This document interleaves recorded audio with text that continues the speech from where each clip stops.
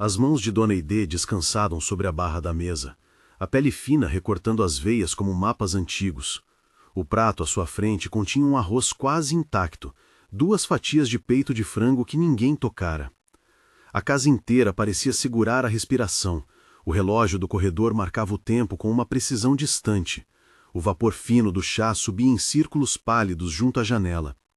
Havia uma maneira de silêncio ali que não era paz, era uma expectativa cortante, uma ausência vestida de toalha de linho. Antes de começar a história, fique até o fim, inscreva-se e curta, essa é uma que precisa ser contada. Eduardo Braga voltou da reunião com a gravata desalinhada, a pasta ainda fedendo a cafés e ar-condicionado. Do lado de fora, a calçada refletia as luzes da cidade.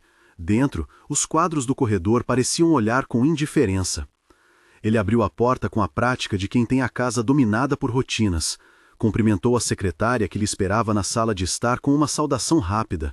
Trocou o sapato por um chinelo silencioso e mantinha no rosto aquela neutralidade que protegia negociações e escondia feridas mais discretas.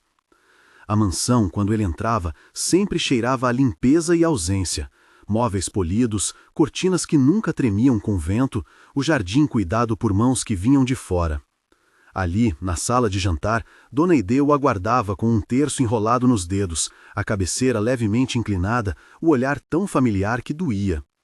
Havia um costume antigo entre eles. Ela preparava uma xícara de chá, o anfitrião oferecia um afago na mão quando chegava. Nos últimos meses, esses gestos tinham se tornado raros como folhetos de um tempo que se perde. Verônica apareceu na porta da cozinha com o avental impecável e o sorriso ensaiado. Era sempre a mesma cena, um sorriso que brilhava no salão de festas e endurecia em casa. Ela passou a mão pela cintura de Eduardo de maneira quase paternal, como quem arruma um paletó, e disse em voz baixa que a mãe deveria descansar. Em público, Verônica administrava a família como uma marca, controlava horários, inspecionava o cardápio e gerenciava visitas com a frieza de quem resolve contratos. Em particular, usava pequenas medidas que iam corroendo a dignidade. Trocar remédios, esconder sobremesas, colocar mais um cobertor do que o necessário, como se criasse uma dependência que ninguém ousasse questionar. Dalva, a empregada de anos, observava tudo com a reserva de quem conhece o país das rotinas íntimas. Ela movia os pratinhos, recolhia talheres e limpava os cantos com cuidado, mas não fazia perguntas que pudessem romper o fino véu que havia entre a família e a realidade.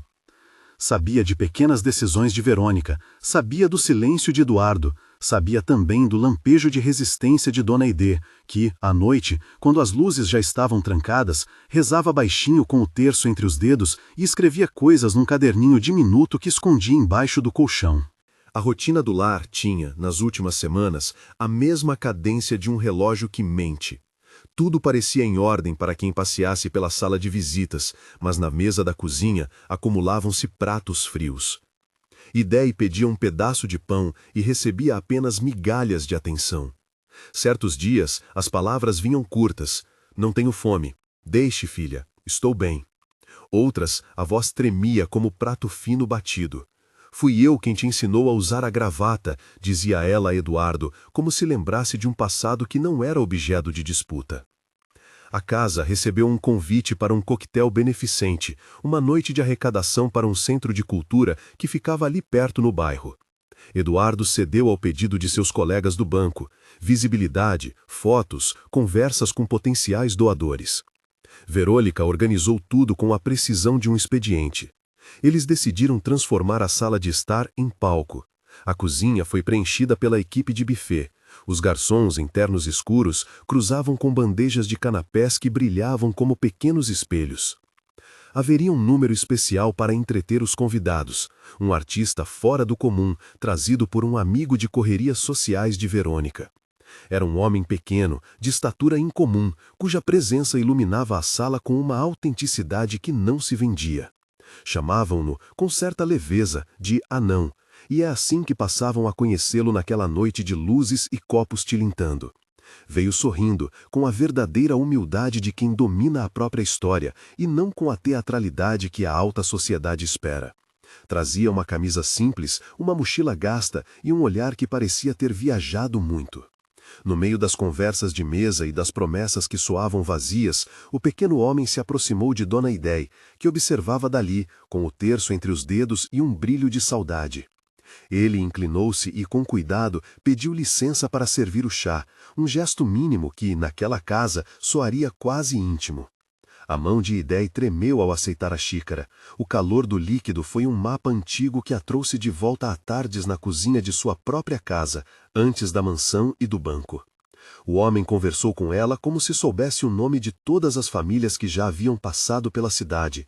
Contou histórias curtas, anedotas sobre teatro de rua, sobre trabalho duro e sobre cicatrizes que cada um carrega.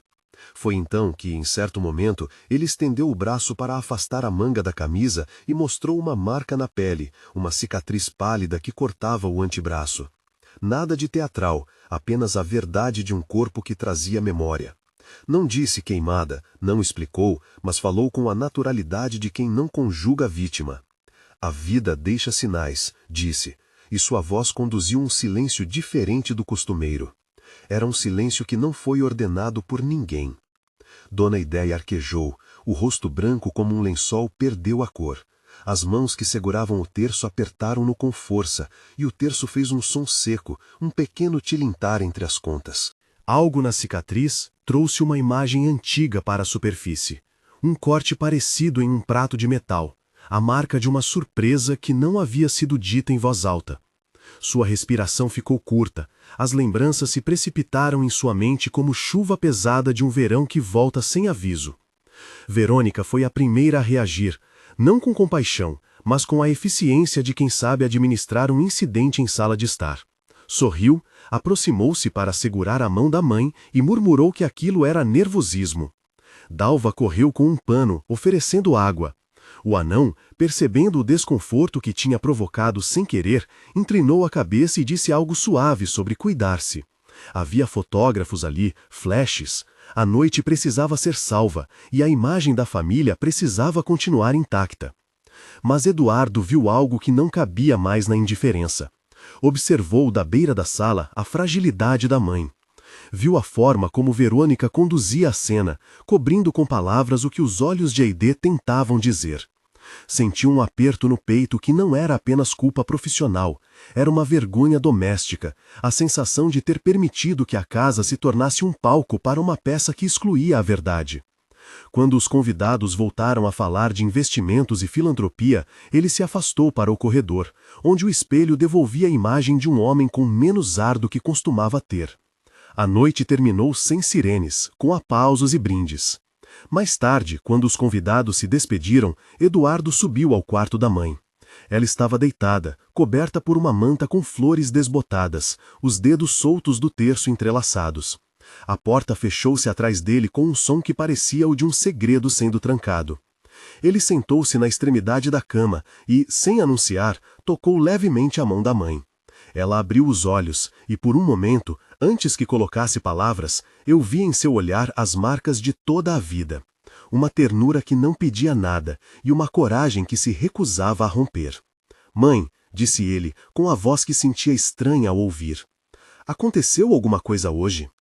Ela não respondeu de imediato. O terço deslizou entre seus dedos como se quisesse formar uma resposta sussurrada. Então, com a mesma lentidão com que se abre uma pétala, ela puxou um caderno debaixo do travesseiro e o aproximou do corpo. As folhas não eram de um diário exuberante, eram recados curtos, frases como pequenas pedras jogadas no lago da memória. Havia anotações sobre horários, sobre medicamentos, sobre como ela se sentia quando alguém deixava de falar com ela. Havia também frases que pareciam pedidos não dirigidos a ninguém, como se escrevesse para se lembrar de si mesma.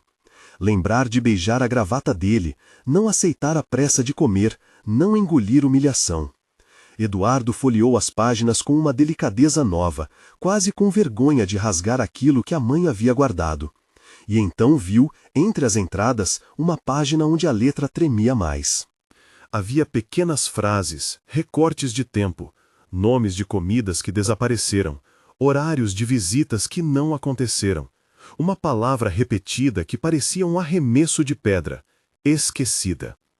Embaixo, com a caneta mais curta, havia uma frase riscada, E por baixo, outra tentativa de dizer algo maior. Ela quer controlar. Ela diz que eu como demais. Ela esconde a sobremesa. O coração de Eduardo bateu com força. A angústia que ele guardava foi transformada em luz branca, uma luz que fazia todas as sombras parecerem traiçoeiras. Sentiu raiva, não a raiva sonora que destrói, mas a raiva que faz mover, que obriga a tomar decisões. Levantou-se, com o caderno nas mãos, e procurou por pistas que correspondessem àquelas palavras. O nó no estômago o impelia a investigar. No dia seguinte, com a desculpa de arrumar papéis, Eduardo percorreu os cômodos da casa sem anunciar nada. A biblioteca cheirava a capas novas, o escritório guardava contratos e contratos. A cozinha tinha gavetas organizadas por Verônica como se fosse inventário de uma loja. Em uma pequena caixa de chá, atrás de saquinhos de hortelã, encontrou bilhetes que confirmavam horários alterados de refeições, um recado esquecido de um plano de dieta usado como justificativa, uma prescrição que mudava a dose sem assinatura clara. Não havia violência física, havia uma trama mais sutil, isolamento programado, privação de conforto, inversão de verdades. Quando voltou ao quarto da mãe naquela tarde, a viu falando baixo para o terço, uma oração feita em voz tão baixa que mais parecia memória do que súplica. Ele, por sua vez, recebeu de Dalva um olhar que pedia discrição e coragem. A empregada tinha passado anos cuidando da casa, conhecia horários, manchas de café e segredos das cortinas. Sem palavras, entregou a Eduardo uma fotografia dobrada, uma imagem de Eide mais jovem, sorrindo com uma saia rodada. No verso, havia uma nota escrita com a letra firme de Dauna, antiga amiga. Cuide dela, não confie em promessas de amor que limpam a reputação. Era uma lembrança distante de um mundo onde promessas e cuidado andavam juntos, uma advertência ao presente. Eduardo guardou a fotografia no paletó e, pela primeira vez em muito tempo, deixou o celular no bolso e percorreu a casa como quem avalia um território que lhe pertence por títulos e por promessa, mas que tem falhas que dinheiro não corrige. Sentiu que havia uma dívida com a mãe que não poderia se pagar com doações ou com eventos bem-sucedidos. Precisava entender como aquela mulher, que o havia guiado desde o primeiro passo, que o havia colocado na escola com empurrões de dedicação, agora se tornava pequena no próprio lar. Nos dias que se seguiram, observou mais de perto. Percebeu os pequenos gestos de Verônica, a escolha de pratos que ela apresentava, a maneira como dizia queimar o arroz quando não queria que alguém repetisse, a sutileza com que trocava remédios de frascos em horários que pareciam insignificantes. Não havia violência física, havia uma trama mais sutil, isolamento programado, privação de conforto, inversão de verdades. Viu como Verônica falava com doçura pensada ao telefone, um sorriso frio que se esticava para cobrir ações que não deveriam ser dites. E em cada gesto via o rosto de sua mãe ficando mais apagado, como se alguém tivesse girado um botão e reduzido a intensidade da luz. Uma tarde, Eduardo decidiu que precisava seguir uma pista concreta. Revirou gavetas, abriu caixas com papéis e encontrou um pequeno envelope com remédios que não constavam na receita oficial. Havia anotações em post-its presos com cuidado. Tomar só quando eu não estiver olhando. Era a instrução rasurada e escrita por uma mão que tinha precisado esconder a própria vergonha. Não se tratava de um crime evidente, mas de um padrão de controle. Uma tentativa de diminuir a autonomia de Dona Aidê. Eduardo sentiu a garganta apertar. Era como se alguém tivesse tentado calar uma voz por meio de pequenas regras domésticas, uma redução gradual que começava numa sobremesa e terminava numa liberdade tirada. Nesse momento, pelo corredor aberto, ouviu-se a voz baixa de Verônica dizendo algo para Dalva. Fique atenta, você sabe o que aconteceu com quem ousou falar demais. Era um comentário que soava como uma promessa, e não de proteção. Eduardo cruzou o corredor como se atravessasse um mar de vidro. A casa, até então silenciosa, parecia agora cheia de sons que antes ignorara. O estalo de uma madeixa de cabelo, o abrir de uma gaveta com medo. Sentiu uma determinação nascer, não do orgulho, mas de um dever que se arrastava desde a infância. Foi quando, entre papéis, encontrou um caderno pequeno, escondido atrás de uma caixa de lembranças. Não era o caderno da mãe, era um caderno de apoio, um suplício de memórias que alguém deixou por descuido. Nas primeiras páginas havia anotações sobre gastos, horários de remédios e um endereço que não batia com a família. No meio das folhas, uma entrada chamou sua atenção. Estava datada em letra miúda e descrevia, com a precisão de um diário, um episódio em que a mãe havia pedido uma sobremesa e Verônica respondera que aquilo era imprudente. A entrada continha detalhes, nomes de pratos escondidos, recados trocados com uma desculpa de dieta e a menção vaga de uma situação que fazia o estômago de Eduardo revirar. Ela me faz sentir invisível. Hoje não houve jantar. Aquela página foi a centelha que transformou preocupação em ação. Eduardo fechou o caderno com força e guardou-o no bolso. Sabia que precisava confrontar, mas não era simples como apontar o dedo. Havia reputações, havia aparência pública, havia, sobretudo, o medo de que algo pior pudesse acontecer se agisse errado. Ainda assim, o olhar que ele lançou para o quarto da mãe era diferente, não mais de quem delega o cuidado, mas de quem começa a carregá-lo pessoalmente. Naquela mesma noite, enquanto o bairro dormia com a uniformidade das fachadas iluminadas, Eduardo atravessou a casa até o escritório, onde Verônica costumava assentar contas e listas. Encontrou lá, sobre a mesa, pequenos cadernos de anotações, agendas com horários e um cartão de clínica. Nada explícito, nada que gritasse um crime. Porém, no canto, uma folha meio amassada tinha um bilhete. Controle funciona. Uma frase curta, quase um mantra. Ele a segurou como quem segura um fio de arame. A decisão tomou forma. Não havia mais espaço para a desculpa do tempo e do trabalho. Ele chamou Verônica para um café, com o tom de quem chama para uma conversa que pode mudar destinos. Verônica sorriu com aquela segurança que sempre a protegia. Eduardo colocou o caderno da mãe sobre a mesa, entre ambos, com a caligrafia nervosa de quem tenta provar um sentimento. Ela virou os olhos, sua expressão por um instante falhou, e algo como um silêncio cortou a sala. — O que é isso? Perguntou ela, tentando a leveza de quem precisa dizer que não há problema. — É da minha mãe, respondeu Eduardo, de forma contida. Quer dizer, é o que ela escreveu. Verônica recuou, mas não comedindo. Seus dedos buscaram algo na mesa, talvez uma desculpa, talvez um argumento jurídico. Ao redor, a casa parecia ouvir, as cortinas não sabiam que lado escolher. Ele percebeu que enfrentava ali não apenas uma pessoa, mas uma construção de imagens, sua esposa e administradora, que havia modelado a casa em uma vitrine. Confrontar aquilo exigia coragem que ele não sabia se possuía. Enquanto Verônica formulava uma resposta, o telefone no escritório tocou. Era um número de um evento cultural, alguém confirmando uma doação. A voz no outro lado não sabia que havia um começo de ruptura a poucos metros. Eduardo desligou sem dar explicações e se pôs em pé. Enxergou por fim o vazio que a pusilanimidade de sua vida havia gerado. Não haveria mais silêncio.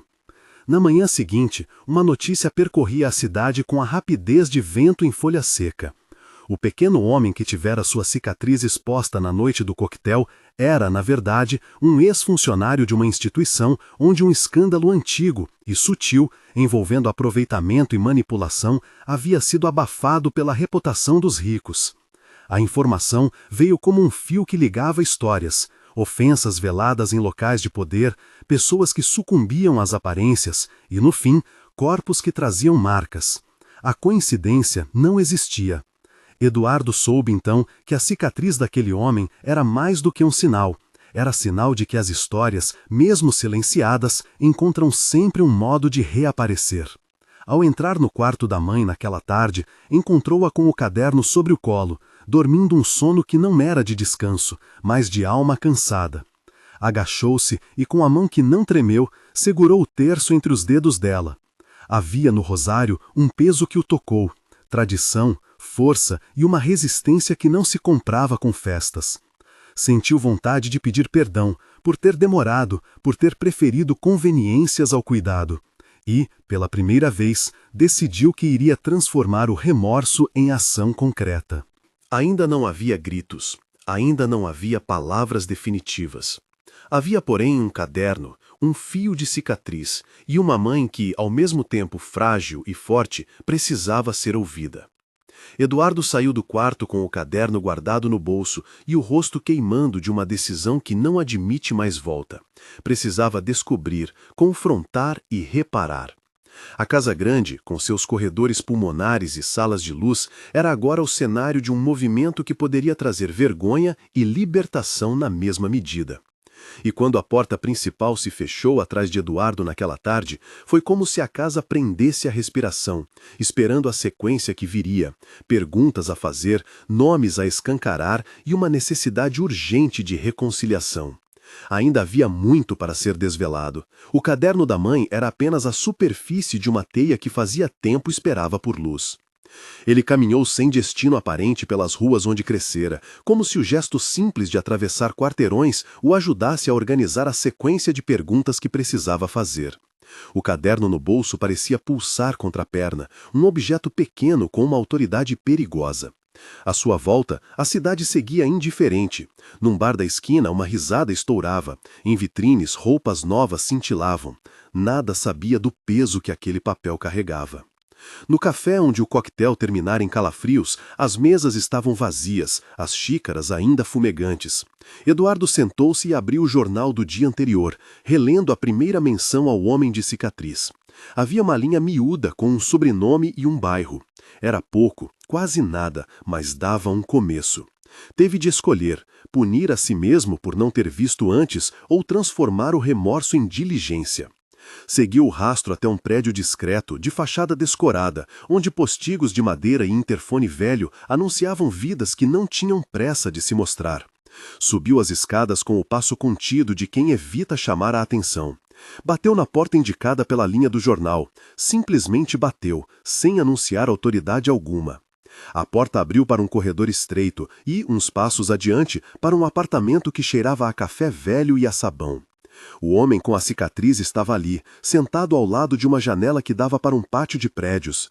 A cicatriz, quando ele sorriu, parecia mais um sulco de história do que um estigma. Havia nos olhos dele uma vigilância de quem costuma ler intenções alheias. Eduardo Barros? Perguntou o homem, antes mesmo de ele se apresentar por inteiro, como se tivesse visto o nome em algum jornal que Eduardo ainda nem pagara. Eduardo assentiu, surpreendido pela precisão do reconhecimento. Mostrou o caderno, meio sem jeito, sem saber explicar por que aquele pedaço de papel o tornava culpado e herói ao mesmo tempo. Ela escreveu isso? O homem tocou o papel com dedos que tremiam um pouco. Controle funciona. Palavras secas, palavras de quem sabe manipular. Minha mãe, Eduardo disse. Eu encontrei isso ontem. O homem fechou os olhos por um instante e respirou fundo. Quando abriu, a voz veio mais baixa. Meu nome é Jonas. Trabalhei lá por 10 anos. Saí porque não quis mais fechar os olhos.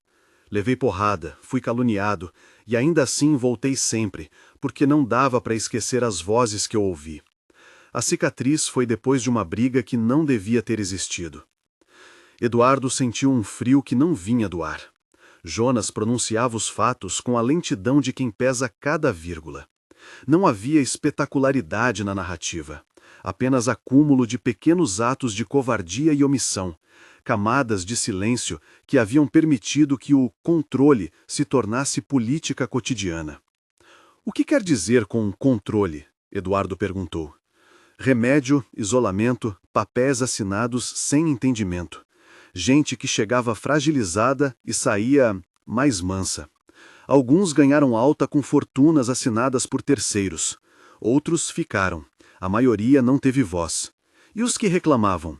Os que faziam maluquices de perturbar. Eles sumiam da atenção dos poderosos. Tudo isso tem nome. Aqui chamávamos de controle, para não dar assunto à diretoria. Enquanto Jonas falava, Eduardo lembrava o sorriso limpo de sua mãe nas festas da alta sociedade, a forma como ela assinava cheques com uma letra firme. Não havia nela a sordidez fácil das histórias.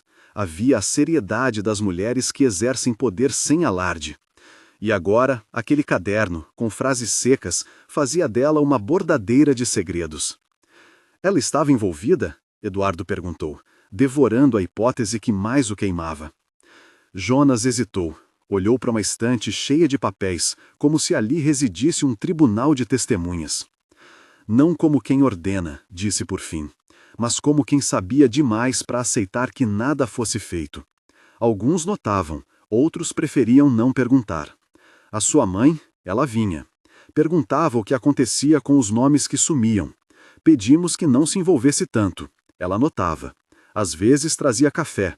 Às vezes batia a porta e não voltava mais por uns dias. Houve uma vez em que trouxe uma lista de doações e pediu para revisar. Eu via-a discutir com o diretor.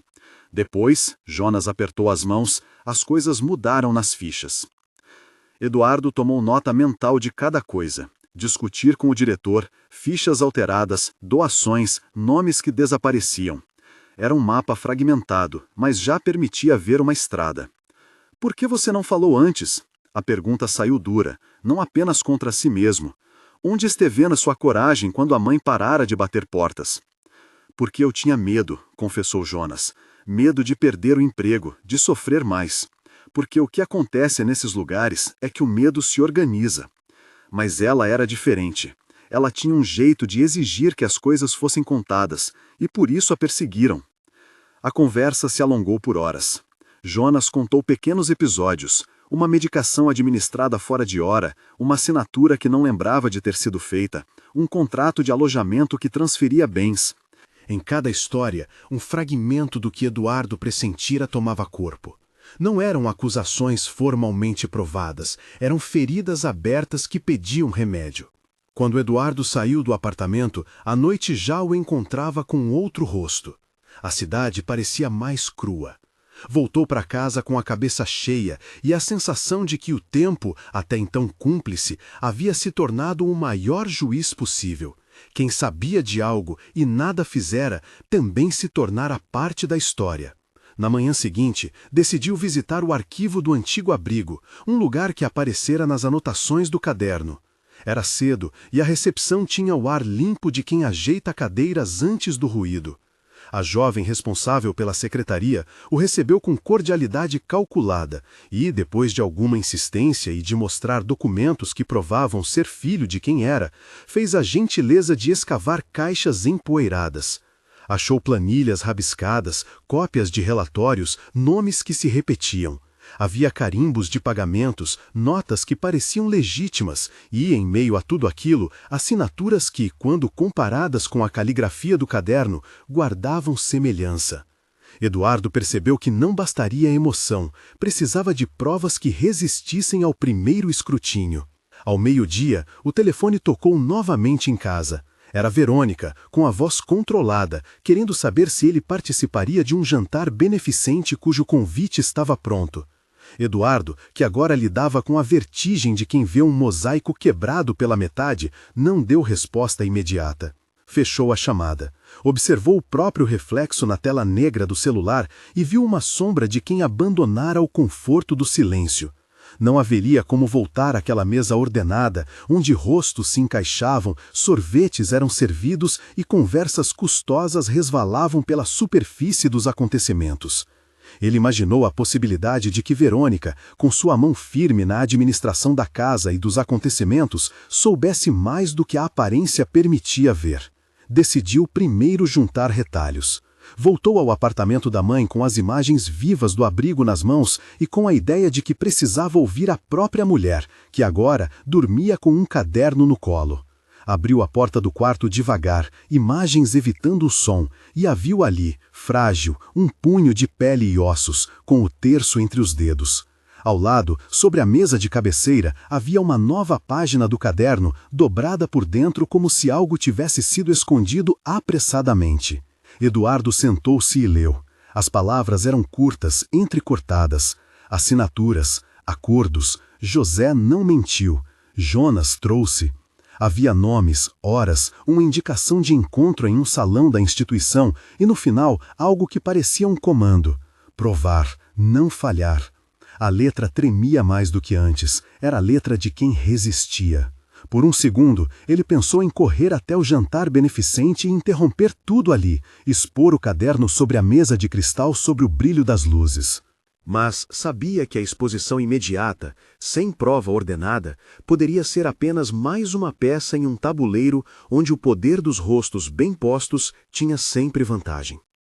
Fez então a escolha de um outro tipo de urgência: reunir testemunhas, documentos e, se necessário, a coragem de enfrentar Verônica cara a cara, não em acusações públicas, mas com perguntas que exigissem respostas. Não sabia ainda se isso traria salvação ou ruína para a família. Sabia apenas que, por respeito à mãe e à própria integridade, precisava caminhar até a frente daquilo. Ao cair da tarde, enquanto as luzes da cidade se acendiam, Eduardo sentou-se novamente no escritório. Abriu pastas, fotos antigas, telefonou para antigos colegas da mãe que aceitaram, surpresos, conversar. Fez uma lista de nomes a ouvir e outra de lugares a revistar. Em cada item, a impressão de que traria desconforto e, talvez, libertação.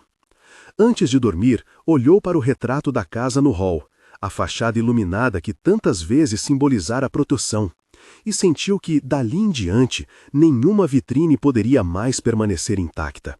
Havia vergonha para enfrentar, talvez perdas. Havia também um fio de reparação que exigia coragem. Fechou os olhos com a certeza de que, ao amanhecer, as primeiras perguntas seriam feitas. Não para punir por punir, mas para ouvir, para saber e, se fosse preciso, para recolocar nomes nas vidas que o controle tentara silenciar. Na manhã seguinte, antes de qualquer telefonema ou preparo para o jantar, Eduardo tomou um banho rápido e saiu sem muito aviso. A cidade parecia a mesma, linhas de ônibus, portas de comércio abrindo, gente apressada. E mesmo assim, havia algo que o empurrava a mover-se como quem atravessa um território já conhecido, mas mora em outra pele. Foi ao encontro de Mariana, que trabalhara por anos como enfermeira no abrigo e aceitava conversar com ele assim que lhe explicara quem era. Mariana o recebeu num corredor de azulejos gastos, onde as lembranças ficaram retidas em cheiro de limpeza e em prateleiras meio vazias. Seu rosto tinha as marcas de quem não sorriu muito nos últimos anos. As mãos, calejadas de trabalho, tremiam apenas um pouco, como se o corpo não quisesse entregar tudo de uma só vez. Eduardo mostrou o caderno, deixou que ela tocasse as páginas com aquela mistura de reverência e raiva que vinha depois das descobertas. Ela leu em silêncio, os olhos apertando-se em palavras que não precisavam ser ditas. Nós víamos coisas, disse ela, em voz baixa. Não todas, não no começo. Eram conversas cortadas entre portas, planilhas que chegavam com margens riscadas. Jonas começou a estranhar quando as crianças que precisavam de atenção sumiam do quadro e apareciam outros nomes no lugar. Ele pegou umas cópias, fez anotações. Eu abria a boca e fechava, porque tinha medo de perder o trabalho e perder o pouco que dava de comer em casa. Mas Jonas não era de se calar. Quando ela pronunciou o nome, algo dentro de Eduardo se acendeu com a lentidão de uma vela reacendendo. Jonas. Era o mesmo Jonas citado no caderno. Perguntou onde poderia encontrá-lo. Mariana hesitou como quem pesa segurança e culpa. Depois entregou um endereço. Um prédio antigo na outra margem do rio, um apartamento no qual Jonas vivera depois de sair do abrigo, mais fechado do que costumava ser. O encontro foi marcado para o início da tarde. Eduardo percorreu ruas que nunca pareceram terem tanta sombra. Pensou na mãe, dormindo com o terço entre os dedos, e sentiu uma pressa que era quase física. Chegou ao prédio de chão batido e subiu as escadas com o som dos próprios passos acompanhando-o. Bateu à porta marcada por fita isolante e recebeu, depois de um clique, um homem que parecia envelhecer por momentos. Barba por fazer, casaco gasto, olhos que observavam com a dúvida de quem teme ser enganado por si mesmo. Jonas, disse Eduardo sem rodeios. Jonas pestanejou, avaliou-o e depois convidou-o a entrar com a voz curtíssima de quem já tomou decisões sem consultar o tempo. O apartamento não tinha luxo, mas havia papéis, pilhas ordenadas, recados grudados numa parede, e num canto, uma mesa onde um maço de folhas parecia o núcleo de tudo. Você é filho da Maria? Perguntou Jonas, como se precisasse confirmar que aquilo não era um engano do destino. Sou. Eduardo deixou as palavras caírem. Minha mãe está fraca. Ela escrevia coisas. Você apareceu em algumas anotações. O que sabe? Jonas levou um tempo para responder. Confessou, num fio de voz, que carregara consigo cópias de relatórios que provariam a existência de remanejamentos estranhos. Que tivera medo, porque quando começou a perguntar, recebeu respostas que iam do silêncio até ameaças veladas. Você não sabe o que abre. Disse que o nome José aparecera como quem tentara frear aquilo. Que José, um contador que passara pelo abrigo, provara com números que havia saídas de recursos para contas que não tinham responsáveis claros. Jonas mexeu em pilhas e tragou o ar como se puxasse coragem. Peguei cópias, admitiu ele. Não muito, o que bastasse para me sentir mais seguro. Se eu saísse com tudo de uma vez, iriam me calar, e eu não queria que mais ninguém se queimasse por pensar alto demais. Estendeu um envelope fino. Dentro, folhas xerocadas, talões de cheque rasgados, planilhas com entradas que terminavam em nomes de pessoas e em 11 cifras. Havia selos de data, carimbos, anotações manuscritas que lembravam as que Eduardo vira no caderno da mãe. Em algumas páginas, o nome Associação Lar Novo aparecia ao lado de transferências, e em outras havia referências a parcerias e acolhimentos terceirizados. Em letras menores, com pressa, alguém havia anotado: Verônica, responsável por captação. Eduardo deixou o envelope no colo e sentiu a gravidade de segurar na mão a possibilidade de desmontar uma vida inteira de aparências. Perguntou a Jonas se havia alguém mais que pudesse testemunhar. Jonas falou ainda mais baixo. José. Disse que José não se calara, ao contrário, fizera o que pôde. Mas que José, nos meses anteriores, fora doente, e que a última vez em que o vira, parecia decidido a ir até o fim. Depois, as portas se fecharam. José voltou a falar sobre levar as provas ao promotor, disse Jonas, mas quando conversou com algumas pessoas do conselho, ouviu dizerem que nem tudo o que é sujo precisa ficar limpo. Ele ficou sozinho e depois sumiu do convívio. Não sei se foi por escolha, por medo, ou se o sistema se fechou sobre ele. Aquelas palavras caíram como pedras numa margem já frágil. Eduardo sentiu a boca secar. Perguntou então se havia algo que ligasse Verônica diretamente a essas contas, se ela assinara papéis ou apenas fora conivente pela oposição. Jonas passou a mão pela barba e, depois de um silêncio, sacudiu a cabeça. Não tenho prova de assinatura dela, falou, mas ela sempre foi próxima do setor de captação. Há quem diga que supervisores e administradores moviam interesses. Sei só que, quando algo precisava ser encaixado, havia modo. Um laudo de transferência, um termo de acolhimento assinado e pronto. A criança não constava mais no quadro. Isso é o que minha consciência não deixa eu engolir.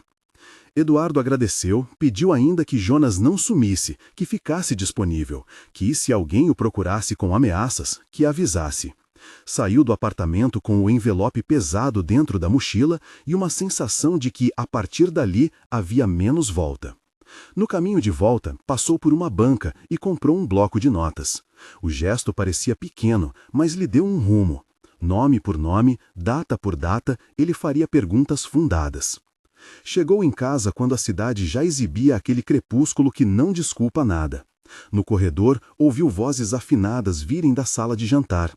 Verônica estava ali, elegante, perfeita, argumentando sobre o evento beneficente com um grupo pequeno que chegara cedo.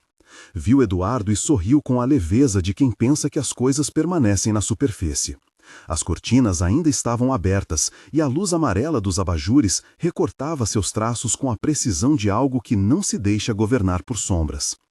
Ela acercou-se dele com gentileza acostumada. "Você vai ao jantar?" perguntou, quase como quem oferecia um passeio. Ele, com o envelope no bolso, escutou a pergunta e sentiu a tentação de expor tudo ali, de abrir o maço de papéis sobre a mesa de cristal e perguntar a todos por que uma casa que dizia proteger crianças permitira tanto silêncio. Mas quando olhou para a mãe no quarto, deitada com o caderno ainda por perto, lembrou-se do terço entre os dedos frágeis. Não poderia, não agora. Decidiu, pela primeira vez desde que fizera a escolha de procurar a verdade, que tinha de ser preciso. Ainda não, disse Eduardo. Tenho coisas para ajeitar. Verônica recuou um pouco, notando o tom grave. Apertou a mão dele, com a familiaridade de quem conhece os pequenos gestos que acalmam. Se precisar de mim para qualquer coisa, disse ela, você sabe onde me encontrar. E havia nos olhos dela uma mistura de cuidado e cálculo que Eduardo já começava a reconhecer. Não era só amor, era gestão. Ele sorriu, educado, e entrou no quarto. A mãe dormia, com o caderno acolhido pelo sono como se o abrigo de papel fosse o único cobertor capaz de protegê-la. Eduardo sentou-se na beirada do colchão, tirou do bolso as folhas xerocadas de Jonas e comparou as assinaturas com aquela que aparecia no caderno.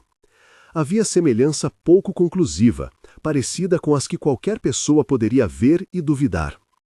Passou a noite em claro, rabiscando nomes, cruzando datas. Quando o relógio apontou para horas que pareciam ser de uma outra humanidade, ele apagou a luz e cochilou, o rosto em direção à janela, onde a cidade respirava indiferente. Na manhã seguinte marcou encontros, com um advogado indicado por um amigo da família, com 2 ex-funcionárias que aceitaram falar em horários alternativos, com Jonas novamente, que topou encaminhar mais cópias se confiasse na prudência de Eduardo. Agendou também, entre as ações protocolares, uma ida discreta ao banco que aparecia nos relatórios, não para acusar, mas para entender o caminho do dinheiro. Antes de sair, parou diante do espelho. Viu ali um homem com olheiras, porém resoluto. Fechou a porta de casa com cuidado, como quem não quer acordar feridas desnecessárias, e caminhou para o carro. No banco, o gerente, um homem de terno que sorriu com demasiada prontidão e que inicialmente quis tratá-lo com a reserva dada a qualquer cliente que perguntasse algo fora de rotina, foi gentil até o momento em que Eduardo disse que precisava entender transferências feitas em nome da Associação Lar Novo. O sorriso mudou, a fala tornou-se formal. Segundo o protocolo, precisariam de uma ordem judicial para liberar detalhes de contas. Eduardo aguardara essa barreira, era esperado, mas pediu com firmeza orientações sobre o procedimento, e o gerente indicou um setor que tratava de casos institucionais. Anotou o nome do contato e Eduardo saiu com o detalhe de que processos legais seriam inevitáveis. Ao ligar para o advogado, ouviu a voz objetiva e calma dizer que o primeiro passo era garantir a proteção da mãe, que qualquer exposição precisaria de provas documentais e testemunhais bem distribuídas, e que, se houvesse risco de retaliação, ele poderia solicitar medidas cautelares. Eduardo percebeu que o caminho se tornava técnico, árduo. Porém, o advogado também falou de jornalismo investigativo e da possibilidade de, em último caso, levar o material a um repórter de confiança, desde que isso ocorresse com estratégia. Saiu do escritório do advogado com tarefas claras, obter certidões, formalizar depoimentos, proteger a mãe e, ao mesmo tempo, com um aperto diferente. Sabia que entrava numa guerra que envolveria interesses fortes. Ao atravessar a cidade, sua cabeça montava um mapa de rostos. Verônica, Jonas, José, as funcionárias, os membros do conselho. Alguns, declarou para si, poderiam estar apenas emaranhados no erro. Outros precisaria enfrentar com frieza. No fim da tarde, recebeu uma mensagem curta no celular. Era de Jonas. Tem mais. Pode passar amanhã cedo. Não dá para falar muito por telefone. Eduardo respondeu com um sim e, por um segundo, pensou em dizer algo que acalentasse Jonas, mas trocou a mensagem por silêncio. No papel, o ato de encontrar-se pessoalmente era o que garantiria a segurança de ambos. Naquele jantar beneficente, por onde circulavam palavras polidas e sorrisos treinados, Verônica fez seu papel com a competência de sempre. Educadora em aparências, administradora de relações, manteve conversas sobre doações e parceiros. Havia uma energia de festa, mas ela era uma festa que se alimentava de ordens invisíveis. Quem, quando e quanto.